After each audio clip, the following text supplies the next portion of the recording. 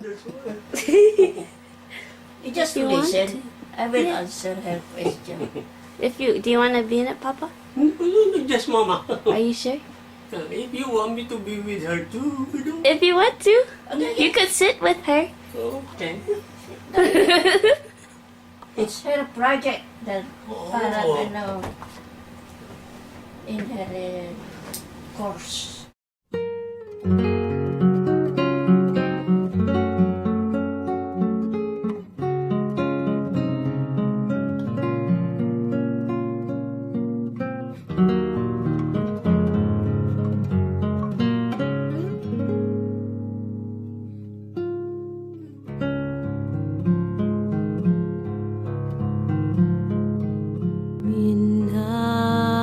Minamahal,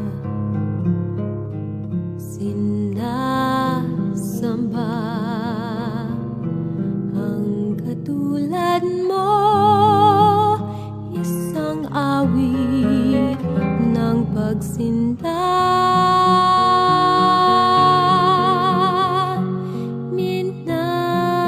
Minamahal, manali ka, nasa piling mo lamang ako lilikaya. Mama, Papa. Hi, Papa. Hi, Papa.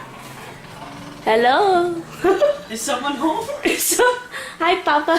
Hello. How did you get in, sweetheart? It's open. It's open. It's open. Here's persimmons. Oh, thank From- you. We got some more of that, but it's okay. Okay. Thank you very much. That's my mom on the left, her brother, and her sister, and my mom was the oldest. And there you are, the whole fam. My name is Veronica Pagaduan. That's my single, when I was single. And now I am Veronica Pagaduan Gajardo.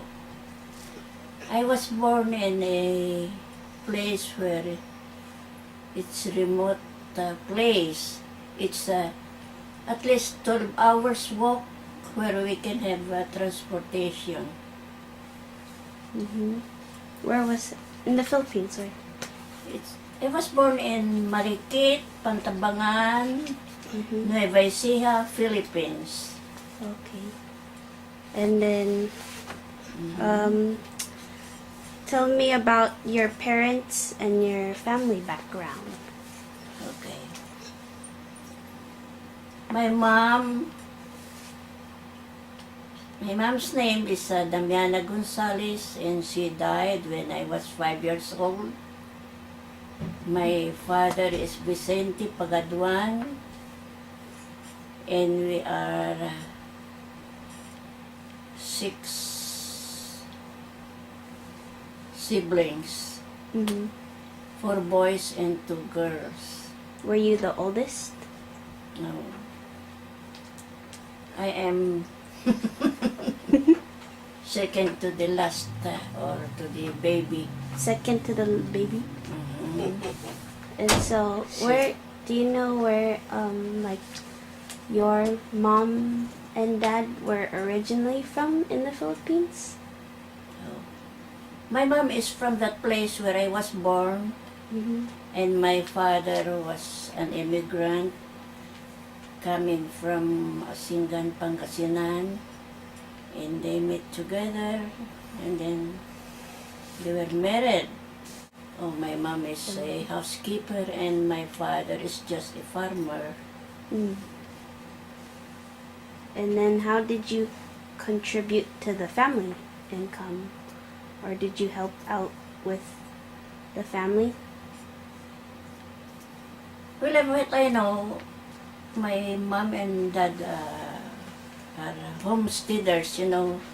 They are people who open rice fields like that. And then we have a lot of animals to take care of. And then when my mother died, because of that, everything was, becoming, gone. Mm-hmm. When did We became poor. mm. So was it just your dad after that? Oh, my dad, after 2 years, he got married, and then we, the children, were distributed among our aunts and uncle. Oh, Mhm. why was that? Well, it was a hard life because he cannot support us, and that we have to live by ourselves because we got no source of income. Mm-hmm. So every one of us have to work. What did you work as? What did you do to make money? During the war, there was no work. I was growing up during the war, Mm-hmm. and then after the war, we went to high school. Do you know our place? It's 12 hours walk. From Rizal to Mariquet, it's more than 12 hours walk before you can ride. So when we started going to school, we only have December and long vacation to stay in our place. So during our study years, we suffered, hardship. Like what? We have to find work in the city where we are studying because we were orphans, and then we have to look for livelihood where we can earn money so that we can support our own paying our own tuition fees like that. Mm-hmm. And we have to eat sometimes with only rice and salt, with very poor, what do you call that one? No money when you go to school, no pocket money, no luxury like that, like what you are enjoying now. Mm. But because, we want to be educated, we want to finish our course, we really suffered. And then all of us were able to graduate and have, a long struggle for to finish our courses. What was the your community like when you were growing up? Oh, when we were growing up, it's a little village that we enjoyed as kids. We played together. Sometimes we go to the river without when we take a bath. So you went Yeah, we That- will already with no clothes in the no river? clothes. Yeah, we swim in the river, and then there are lots of fish and fruits, because people were still few, and the fruit trees, we don't eat them. They are just falling down, and then there are lots of guavas. There are lots of food. But when we were in the city, it's too far. There were no foods. Mm-hmm. So we can only eat good food when we are on vacation. Mm-hmm. But in our place, you have to, I had told you, you rode from Rizal to Bukantabangan, you have to walk sometimes the whole day. Wow. But most of those people, in that community are educated. And you know why they call it Marikit? Because the ladies that are beautiful. Marikit Yes. means sparkling like that. Just And like it's you. true. Like you. And did you see that? I am beautiful. You are beautiful. Your mom is beautiful. Because her mother died when my Lola was young, her dad was not able to provide for the children, so they did not have much growing up. As children, they used whatever they could for toys and When we games. were growing up, during vacation, we picnic and then we dances with the ting like that only. What's the Randalia? The Randalia? Rondalia. Oh, Okay. that's what you did. But when we were growing up, like me, I did not experience having, toys. Mm-hmm. And then during Christmas, our custom is to have new clothes. Oh, for Veronica and for us, we don't have new clothes. So what were your hobbies if you didn't have toys? What did you do in your Oh. spare time? We just make the toys, that rag like that. You make the head, and then you tie it there, and then you make the hands like a scarecrow, and then we dress it up, and then we just Like a doll? sometimes we bury them under the ground, and then we cry. Why? They are just like babies. And then the boys make toys, and we play harangang taga like that. What is that? During moonlight, oh. Oh, so what were some stories that you heard growing up from our relatives or Oh, what is story about our place? We are close to the headhunters. The headhunters. egots? Okay. They are good people, but once you make bad to any one of them, they will revenge you by cutting the head. Igorot is the collective name for the ethnic tribes who live in the Cordillera Mountains of Luzon. Specifically, my Lola lived near an area where the Ilonggots roamed and resided, near Nueva Ecija. Headhunting was practiced among the mountain tribes for ritualistic purposes. Did you ever see that happen? Yeah. Really? Yeah. Two of my relatives were, Oh my gosh. victims of this. We call them Ilonggots, but now they are already civilized. Mm-hmm. They don't cut head anymore. Why did they get their heads cut? What did they do? Well, because it's their custom too that when they get married, they needed some. That head. is a kind of revenge when they are being. Mm-hmm. When they have no clothing except to the G-string, The bahag? the bahag, yeah.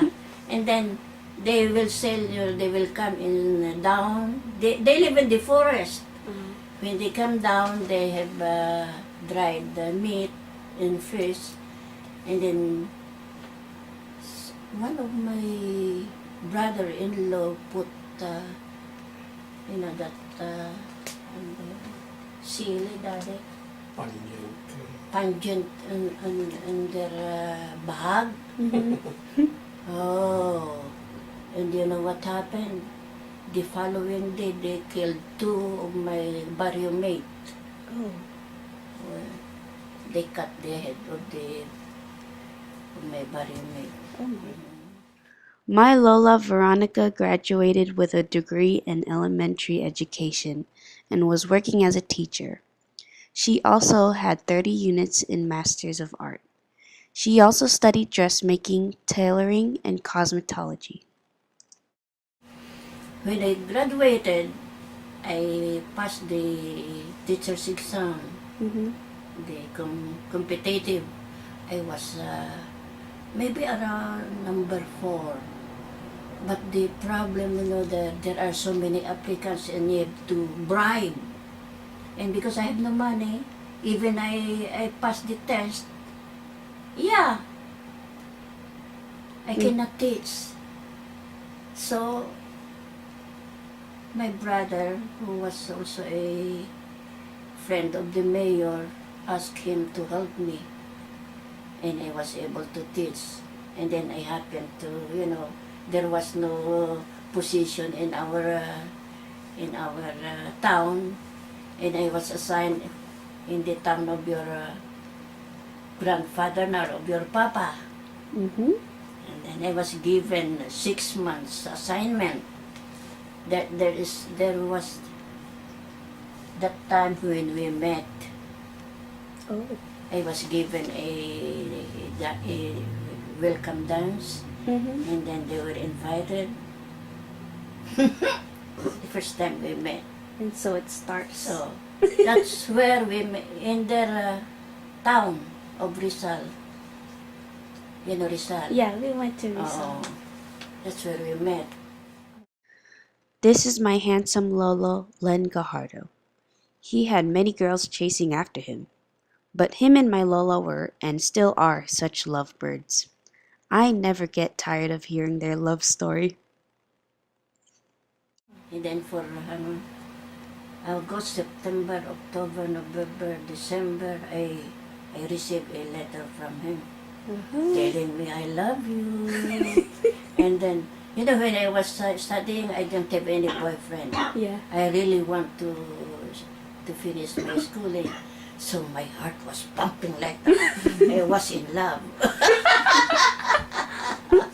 So when did you start dating, or what happened? What's the story with you and Papa? When it started? So he was my first love, and then I told him, I don't want to get involved because I promised, my dad said, don't get married not unless your brother who is next to me, the youngest, will finish his law school, law education. And then I promised my dad. So I told him, I cannot answer you because I have a promise with my dad. And he told me, we will help each other to help him finish his schooling. Oh, that's good. I was telling him. So December, January, February, he came to visit me. That's February 14. Oh, Valentine's Where I was Day. teaching, and he came to visit me. And then I didn't know that he loves me because I keep on joking on him. Oh, he is so handsome. And then I keep on joking on him, and then I didn't know that while we were having meeting, he was looking at me, and then what happened? he seems not interested. And then when he wrote me, oh, so I answered him yes, with the condition that don't touch me, you have to respect me. And then he said, yeah. And then he tried to kiss me. I was able to avoid it. And then, I told him, you don't respect me right now, I will withdraw my yes. I told him. And then he said, okay.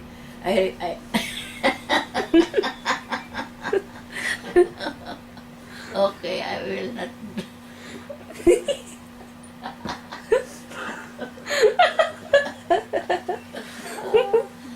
And then, he really respected me. And then one time, it was vacation days already. And then, he wrote me a letter that he wanted me to meet his parents. And then, I didn't go because I didn't receive the letter. And then another letter came to me that vacation. I am breaking with you, Miss Pagaduan. You put me into embarrassment. You did not come. And I told him, okay. You condemn me without trial. I don't love you too. That's what I told him. And then we made up again. What did you do to me? And then you know what happened? What? His roommate, was my god brother. You have a godmother. Mm-hmm. When his roommate was his roommate while he was studying in in his college days was my, my god brother. Mm-hmm. And he told me, "Oh, your boyfriend has so many girlfriends." Uh-oh. And I had to break him again. And then, you know what I did? He gave me all the letters and the pictures. Uh-huh. Oh, I was keeping those pictures, but your Auntie Bina burned them all. Oh. Oh, she is crazy. And then he borrowed money from me. You know what he did? What did he do? During that vacation, we were already teaching. He went to visit that girlfriend. And I had to break with him again. Again? How many times you break up? Huh? How many times you break up and then make up again? 2 times. 2 times? And then I even wrote her mom because I met them already. We were invited to, I was already introduced, we were invited in a town fiesta in Alcala, Pangasinan, and he introduced me already as his future bride. So, but I don't know why he is like that.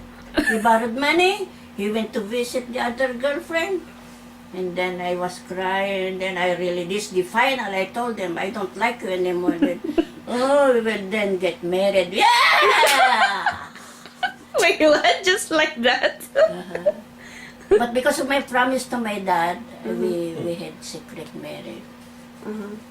What was that like?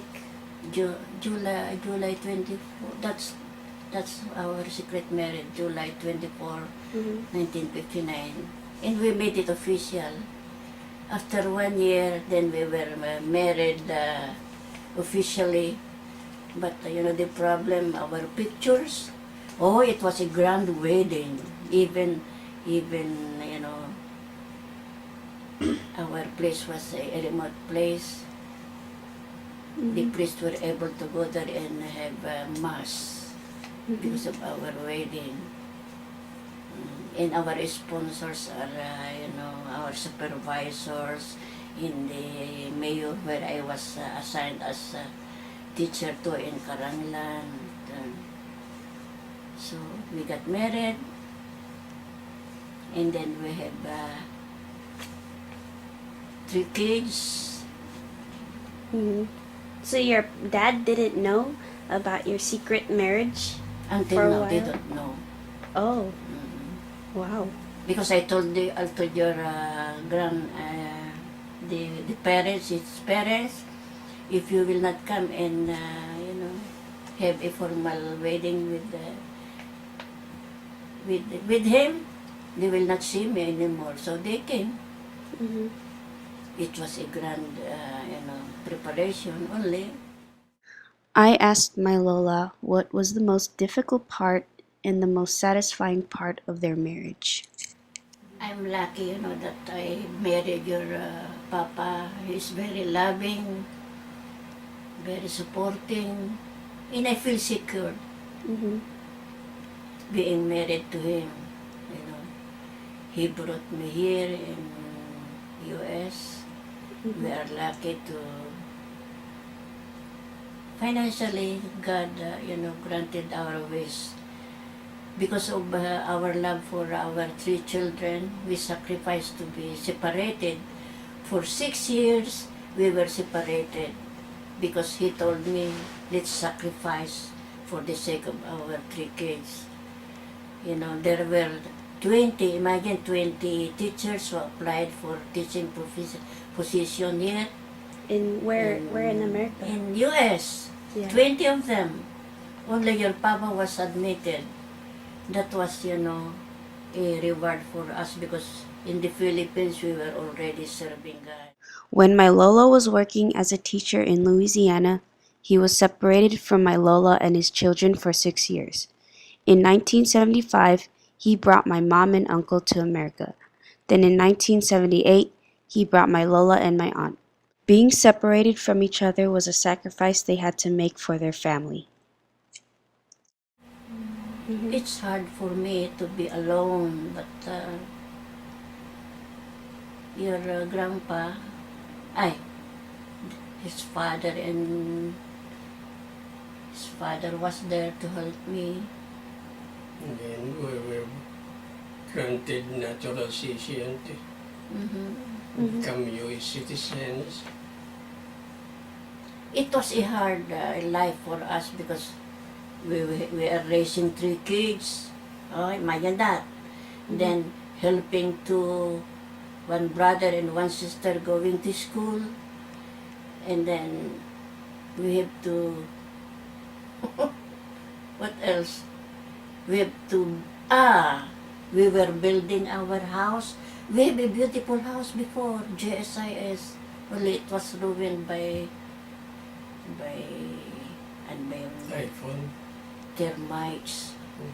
We have no problem, except that being alone as a mom, when your papa was here, it's hard, It's hard to discipline 3 kids, It's hard to take care of, when they got sick. And then the protection is not, I just depended on God for our protection. When we were alone, I was alone with them. And then, I'm happy too because, he was sending me lots of money, and then we were able to buy some properties in the Philippines. That's why Bin and I came later so that I can sell all those properties that we were able to buy, and then brought those money here too for our capital in buying, what we have now. Yeah. And then we started here late, but we tried to work hard. When it comes to money, I'm tight for myself. But when it comes to giving to the Lord and to other people, I'm open like that. That's how I manage my life. So how I is love my grandchildren, and they love me too. And you know what? We are so blessed. I will cry. I will tell you how your mom loves me. You know how she sacrificed when I was sick? For 6 days. He was day and night. She was with me. Even, when she is working, when she was working, when I have my treatment, she sacrificed too much. She's the one who is showing too much love to us. never too much? I hope when she grows old, when your parents grows old, please. I really appreciate what your mom is doing. During the night I cried. I thank God. I really thank God. I'm glad the legacy that I'm trying to give my 2 children, they are practicing it. And I love you so much, my grandchildren. I am so proud of you. One thing I am so proud is that my grandchildren you are behaving good, you are serving God, and I hope you will continue until we meet each other again. I am sick of pancreatic cancer. I don't know what life is ahead of me.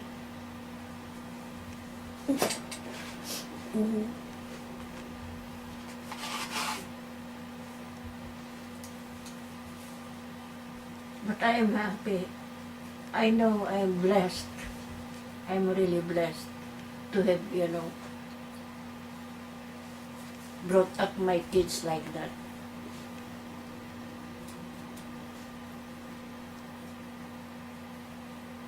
I cannot say, personally to your mom how I thank her. She's very loving. Yes, she is. We follow you. We follow her, and we follow you. I don't I don't care about money. I'm that person that is with money or without money, I can live. I love God and I love people. That's one thing. That's my personality. I am too tight for myself, but when it comes to giving, I love people.